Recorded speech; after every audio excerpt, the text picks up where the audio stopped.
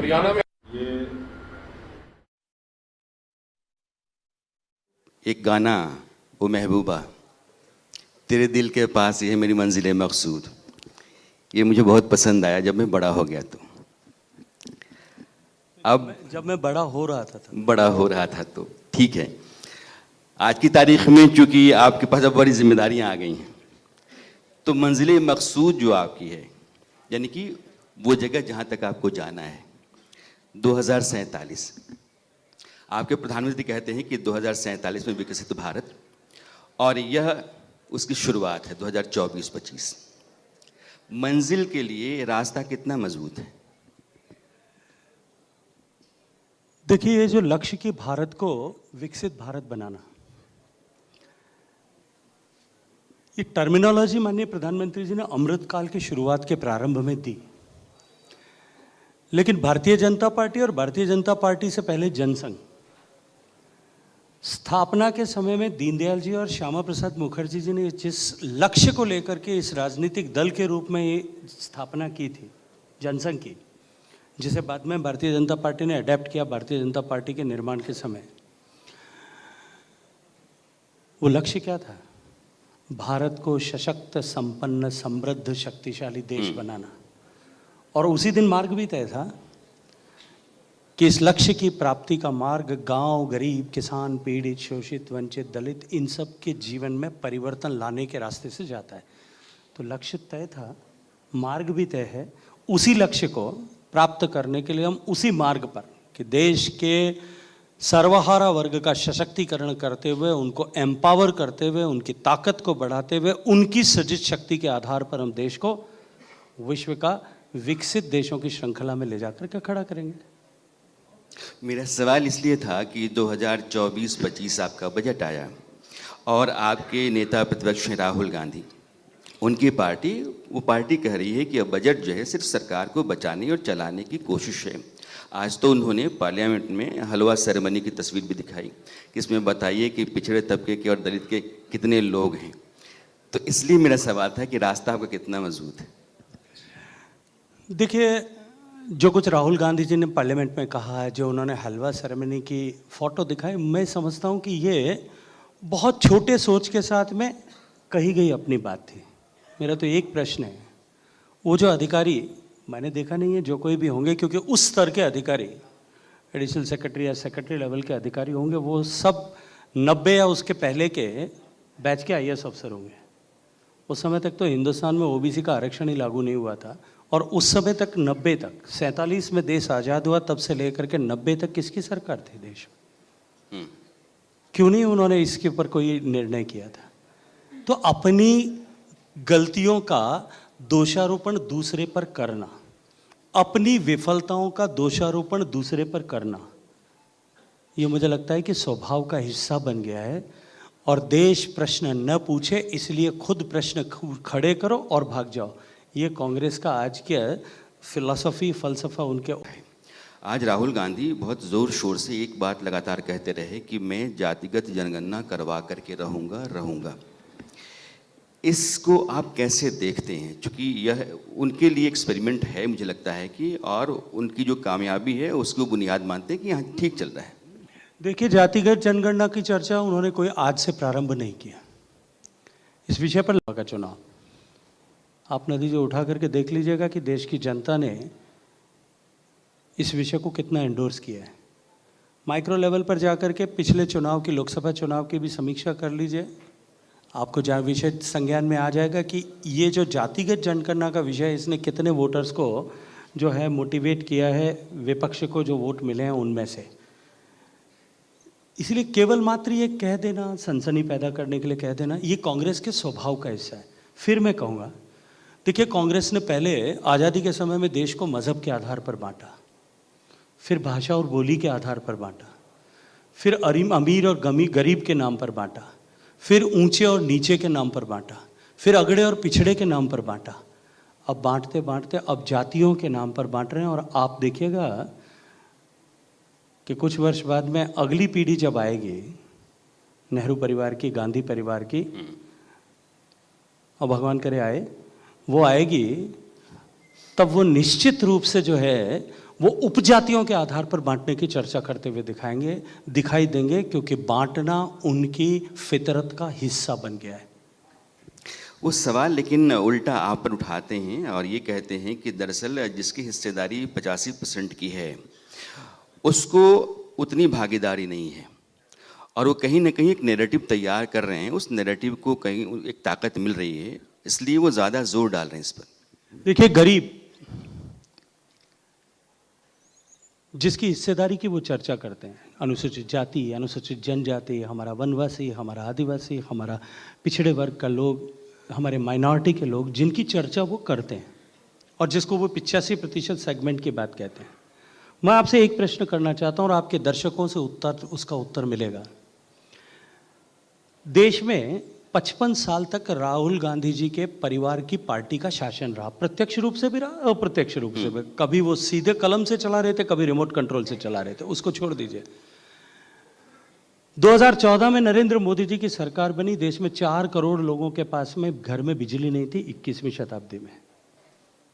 वो गरीब लोग थे या कोई और लोग थे?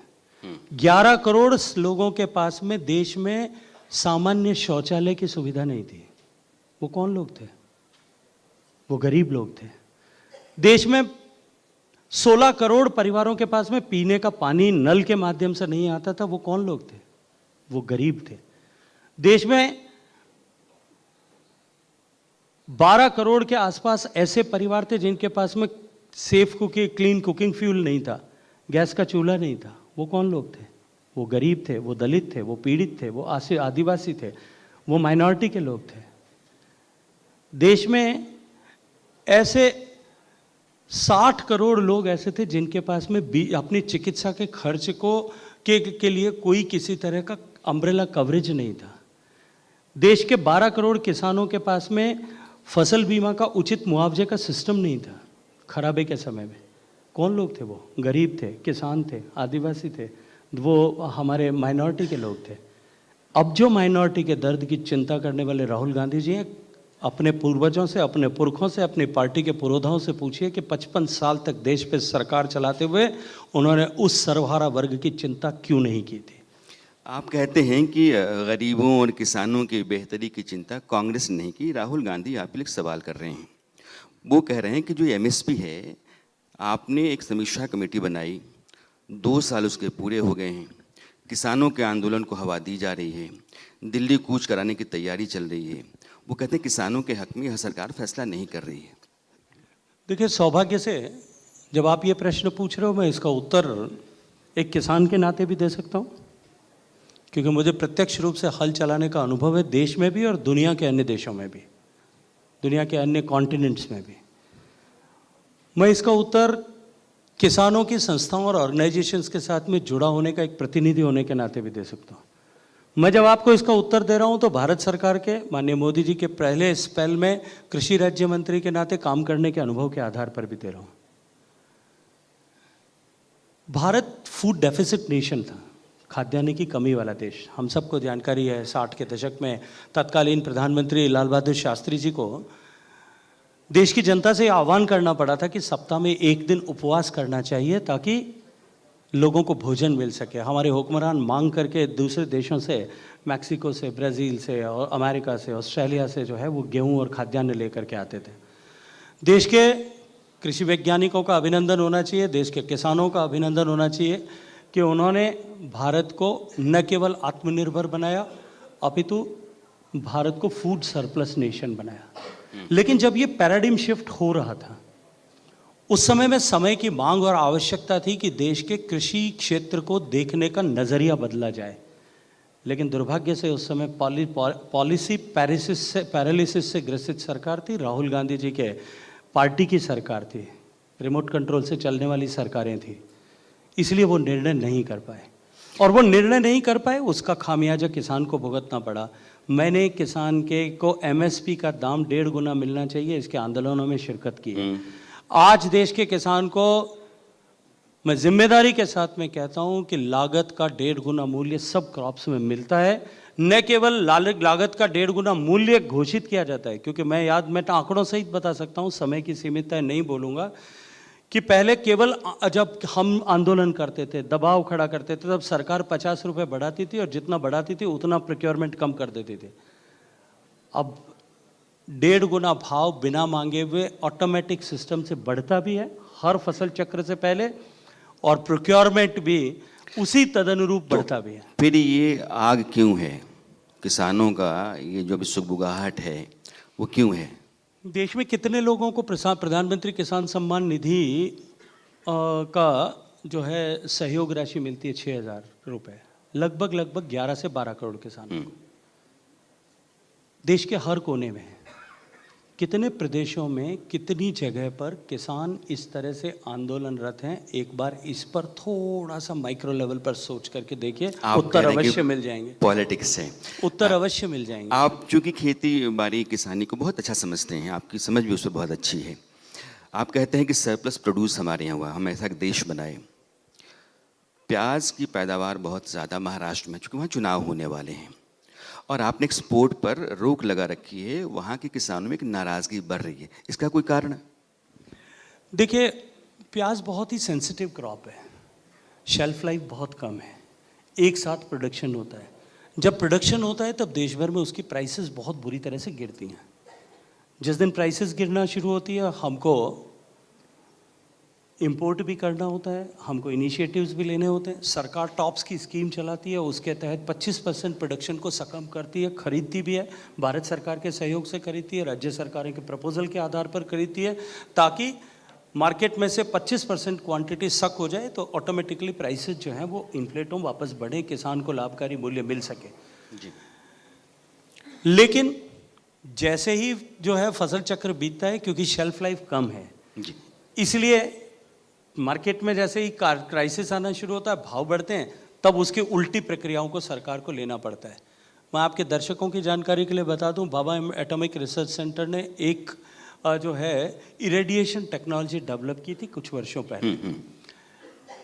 पूरी दुनिया में आज हम सबके घर में जो फ्रूट आता है, आज दुनिया भर का जो फल हमारे देश में आता है, हमारे घर में आता है, चाहे आप देखते होंगे जो है न्यूजीलैंड से कीवी आपके घर में आ रही है, या प्लम आपके घर में आ रहा है, वो 1-1 महीने तक आप फ्रिज में रख दीजिए, ख़राब नहीं होता, क्योंकि वो इरेडिएटेड है। हमारे यहाँ से भी आम जाता है, अमेरिका में, यूरोप में जो एक्सपोर्ट होकर के जाता है वो भी इरेडिएट होकर के जाता है, ताकि वो, और सिंपल सा प्रोसेस है, आप रेडिएशन से गुजार देंगे, बैक्टीरिया अंदर जो है वो गुड बैक्टीरिया है पर वो ख़त्म हो जाएगा। जैसे गुड बैक्टीरिया ख़त्म होगा, ऑटोमेटिकली राइपनिंग ऑफ प्रोसेस ख़त्म हो जाएगा, रुक जाएगा, फ्रूट वहीं रुक जाएगा, वो उसकी शेल्फ लाइफ बढ़ जाएगी।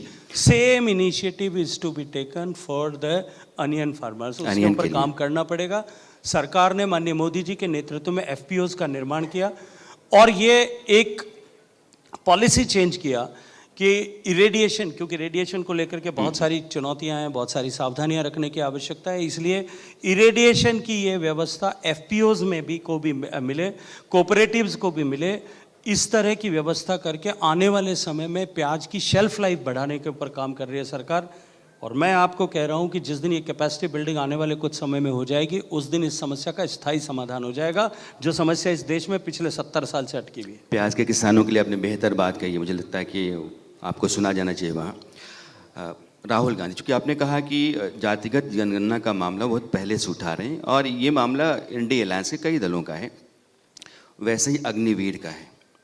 बार बार वो संसद में भी आ रहा है, संसद के बाहर भी आ रहा है कि अग्निवीर एक ऐसी योजना है, अगर मेरी सरकार आई तो हम उसको रद्द कर देंगे, और आप बार बार उसको डिफेंड करने की कोशिश में हैं। दरअसल विपक्ष समाज के भीतर एक अलग नैरेटिव तैयार कर रहा है, सरकार उस नैरेटिव को काट पाएगी? देखिए, दुर्भाग्यपूर्ण है, लेकिन ये कांग्रेस पर की फितरत से जुड़ा हुआ है। अग्निवीर योजना तो भारतीय जनता पार्टी की सरकार, मोदी जी की सरकार लेकर के आई है। बहुत व्यापक अध्ययन के बाद, दुनिया भर के जो है देशों की सेनाओं की परिस्थिति स्थिति का अध्ययन करने के बाद में, बहुत सारी पार्लियामेंट्री कमेटी की जिसके रिकमेंडेशंस के बाद में, फौज की संस्तुति के बाद में ये योजना लेकर के आई है। लेकिन जब यूपीए की खुद की सरकार थी, वो गैस सिलेंडर वाला डिसीजन कैबिनेट ने किया था, ये तो उसको भी फाड़ते हुए नजर आए थे। जो अपनी कैबिनेट और संवैधानिक संस्थाओं का इस तरह से अपमान कर सकते हैं, उनसे इससे हल्की बात की, इससे ज़्यादा हल्की बात की, या इससे ज़्यादा बड़ी बात की दोनों तरह से उम्मीद नहीं करनी चाहिए। उनसे इतना ही उम्मीद आप कर सकते हैं। आज चक्रव्यूह का भी मामला उठा। उन्होंने कहा कि जैसे महाभारत में चक्रव्यूह का इस्तेमाल किया गया अभिमन्यु को मारने के लिए, अब पद्मव्यूह है, यानी कमल को पलट कर पद्मव्यूह है, और यहाँ भी 6 लोग लगे हुए हैं, भारत अभिमन्यु है। इस बयान को आप कैसे देखते हैं? देखिए, पद्मयोग है निश्चित रूप से, और कमल कीचड़ में खुलता है। और जिस तरह की स्थिति परिस्थिति देश की कांग्रेस ने यूपीए के शासन तक करके छोड़ी थी, जिस तरह से भ्रष्टाचार का इंस्टीट्यूशनलाइजेशन हुआ था, देश के हितों के साथ समझौता हुआ था, देश के संसाधनों की बंदर बांट हुई थी जी। और जिस तरह की कीचड़नुमा परिस्थिति देश में पैदा करके छोड़ी थी, उसमें कमल खिला था। अब वो एक खिला है, खिलते जा रहा है, खिलते जा रहा है और खिलता रहेगा। ये एंटी पेपर लीक का मामला भी अपोजिशन बार बार उठा रहा है। जब वो पेपर लीक की बात कर रहे थे, तब मैंने खड़े होकर के उनसे प्रश्न पूछा था, निरुत्तर हो गए थे पार्लियामेंट में, और कहने लगे थे कि मैं यील्ड नहीं किया, बीच में डिस्टर्ब कर रहे हैं। मैंने उनसे कहा था, राजस्थान में 6 महीने पहले तक उनकी सरकार थी, 19 बार पेपर लीक हुआ, दर्जनों युवाओं ने आत्महत्याएं की। एक बार पहले अपने गिरेबान में झांक करके पहले उसका जवाब तो दे देते। यहां संसद में खड़े होकर के पेपर लीक की बात करते हैं, राजस्थान में जाते हैं तब मुंह पर ताला लग जाता है। ये दोहरे चरित्र वाले लोगों को देश जानता भी है, पहचानता भी है, और चुनाव आने पर उनके जो है उसकी हिसाब किताब बराबर भी करता है। मेरा दूसरा सवाल है, मैं ये कह रहा हूँ कि सरकार ने कानून बनाया और 3 से 5 साल तक की सज़ा है, 10 लाख रुपए तक का जुर्माना है। इसके पहले पेपर लीक का मामला जो था वो धोखाधड़ी था, 420 120B के तहत आता था, उसमें भी सज़ा 7 साल की थी, जुर्माना भी था। कहने वाले कहते हैं कि दरअसल आपने कुछ नहीं किया, नई बोतल में पुरानी शराब डाल दी। अभी तो कानून बदला है, उसके प्रभाव परिणाम आपको देखने को मिलेंगे, और जिस दिन प्रभाव और परिणाम मिलेंगे उस दिन अपने आप ही जो है वो इन साक्ष्यों की आवश्यकता नहीं रहेगी, अपने आप इस आर्ग्यूमेंट, इस डिबेट की भी आवश्यकता नहीं रहेगी, ये समाप्त हो जाएगी। एक इशू कश्मीर है।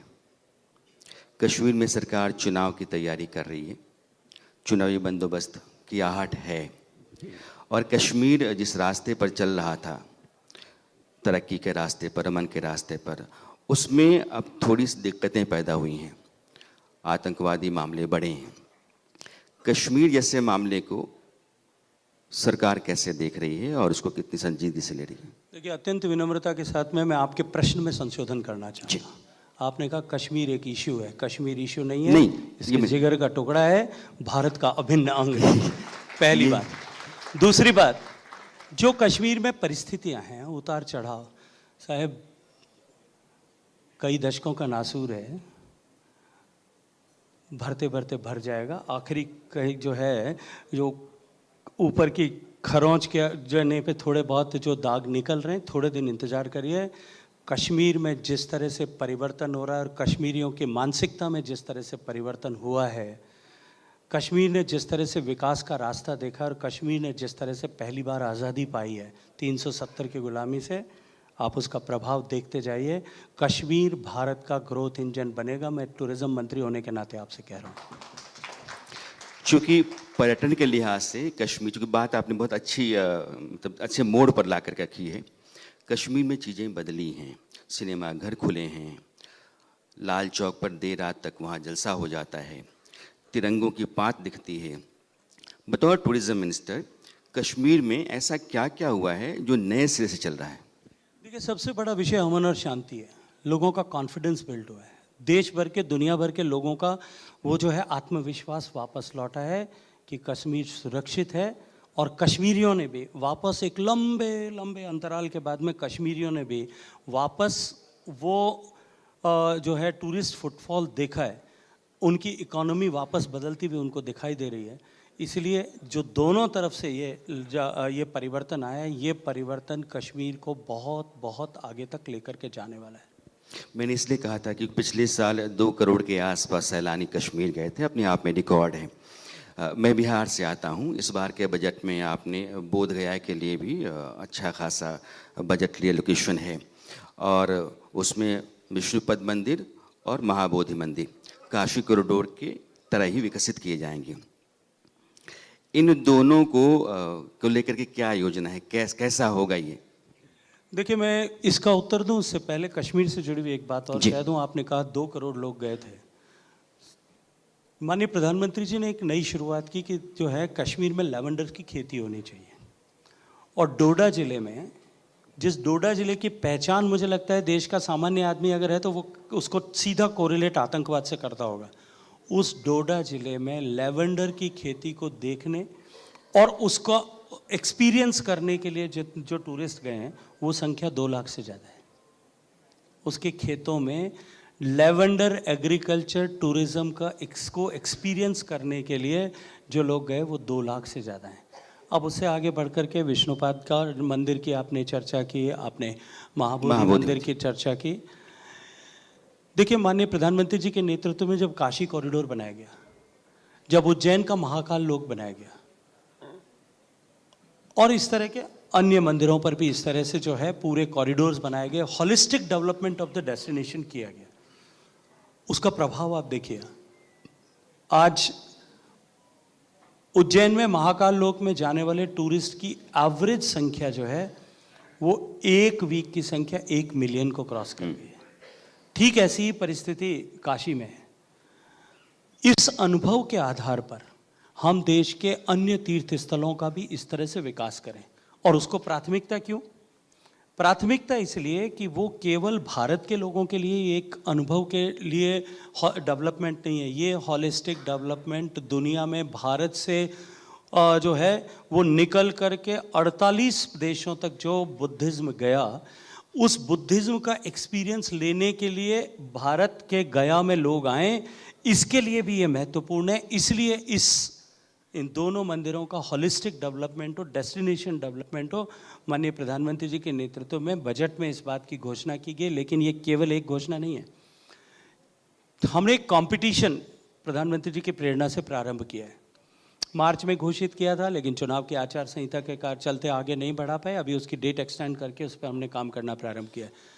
हमने देश का आह्वान किया है कि देश भर के लोग अपने अपने प्रदेश में किस डेस्टिनेशन को यू लाइक द मोस्ट, जिसका सरकार हॉलिस्टिक डेवलपमेंट करे, उसके लिए एक कंपटीशन शुरू किया है।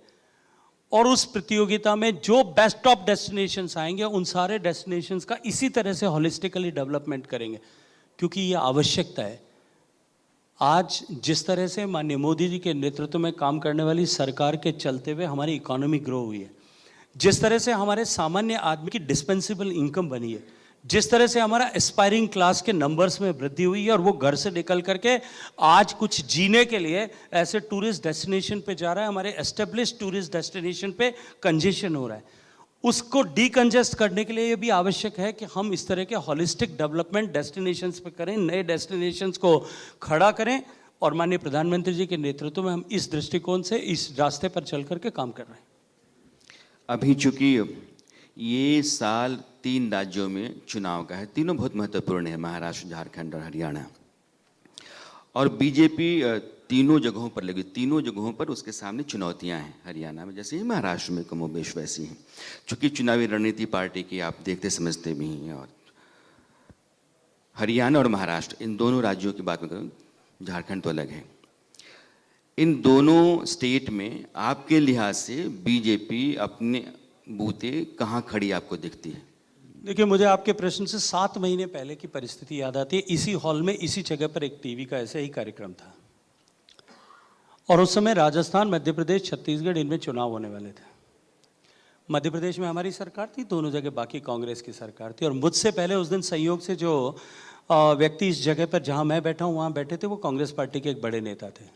और उनके बाद में उन्होंने जो बातचीत की थी, उसकी आभा की छाया में मुझे प्रश्न किया गया था कि 3 राज्यों में चुनाव हैं, आप उस राज्य से आते हैं, और वो अभी जो है इतनी बड़ी बात उन्होंने की थी, अपनी योजनाओं की बात की थी, अपनी सफलताओं की गाथा सुनाई थी यहाँ। और मुझे पूछा गया था कि आप क्या सोचते हैं, भारतीय जनता पार्टी कहाँ खड़ी है? मैंने कहा था कि तीनों राज्यों में प्रचंड बहुमत से भारतीय जनता पार्टी की सरकार बनेगी और बनी थी। आज फिर कह रहा हूँ, आपके यहाँ लिख करके रखिए, इन तीनों प्रदेशों में प्रचंड बहुमत के साथ में भारतीय जनता पार्टी सरकार में आएगी। मेरा आखिरी सवाल है, क्योंकि बार बार मेरा जो सेशन है वो है भारत 2047।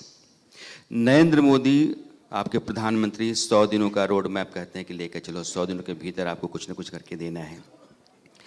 इस एक साल के भीतर ऐसे कौन से 5 बड़े काम हो सकते हैं, 4 बड़े काम हो सकते हैं जिनको आप रेखांकित कर सकते हैं कि ये होंगे और ये सरकार की जो योजना है, जो मकसद है, उस तरफ ले जाएंगे? देखिए, माननीय मोदी जी के नेतृत्व में जो सरकार कर रही है, ये it is known for the continuity. जैसा मैंने कहा कि जनसंघ के ज़माने से हमारा एक लक्ष्य तय है, मार्ग तय है। आगे और हम जो पीछे रह गए हैं उनका एम्पावरमेंट करें, उनको देश के लिए असेट साइड में खड़ा करें, देश के निर्माण में उनको उपयोगी बनाएं। इस लक्ष्य, इस रास्ते से लेकर के हम निरंतर काम कर रहे हैं। जहाँ तक 2047 की दिशा में आगे बढ़ने का विषय जिस पर लेकर के आपने कहा कि एक साल के कालखंड में क्या होगा, मैं आपको एक छोटे से उदाहरण से अपनी बात को समाप्त करना चाहता हूँ। जब चुनाव में देश लगभग प्रवेश कर गया था, औपचारिक तिथियों की घोषणा बाकी थी, भारतीय जनता पार्टी ने भी और विपक्षी दलों ने अपने बहुत सारे जगह पे कैंडिडेट्स डिक्लेयर कर दिए थे। भारतीय जनता पार्टी लगभग 200 कैंडिडेट्स डिक्लेयर कर चुकी थी। हम सब लोगों को प्रत्याशी के रूप में नामित कर दिया था। उस समय में दिल्ली में सुषमा स्वराज भवन में एक मीटिंग हुई थी। सामान्यतः चुनाव से 6 महीने पहले सरकार चुनाव मोड में चले जाती है, चुनाव की दृष्टि से ही सोचती है, और ब्यूरोक्रेसी भी सामान्यतः 6 महीने में सुर राग बदल करके अलग तरह से काम करने लग जाते हैं। माननीय मोदी जी के नेतृत्व में जिस दिन बैठक हो रही थी, तब हम चुनाव की चर्चा नहीं कर रहे थे। काउंसिल ऑफ मिनिस्टर्स एंड सारे सेक्रेटरीज मिलकर के 2047 तक भारत को पहुंचाने के रोड मैप पर डिस्कशन कर रहे थे। ये सरकार का कॉन्फिडेंस था और उसी मार्ग पर, उसी तय किए गए कार्यक्रमों के आधार पर हम आगे बढ़ेंगे। देश विकसित हो, हम इसके लिए पूर्ण समर्पित भाव से जुटेंगे। और नरेंद्र मोदी जी के नेतृत्व में ये जो आधारशिला रखने का 5 साल है, ये आधारशिला रख करके देश को विकसित बनाने की दिशा में कई कदम आगे बढ़ेंगे। गजेंद्र शेखावत जी, आप आए, आपने समय निकाला और आप चर्चा में हिस्सा लिए, बहुत बहुत शुक्रिया आपका। धन्यवाद, बहुत सारा धन्यवाद। We once again extend our warm thank you to Honorable Minister Shri Gajendra Singh Shekhawat ji for joining us at India News Munch. As I've said earlier as well, viewers, the day has been long, but it's not over yet. We've discussed many important matters with the Honorable Minister, but I would also like to take this moment to introduce our next guest we have with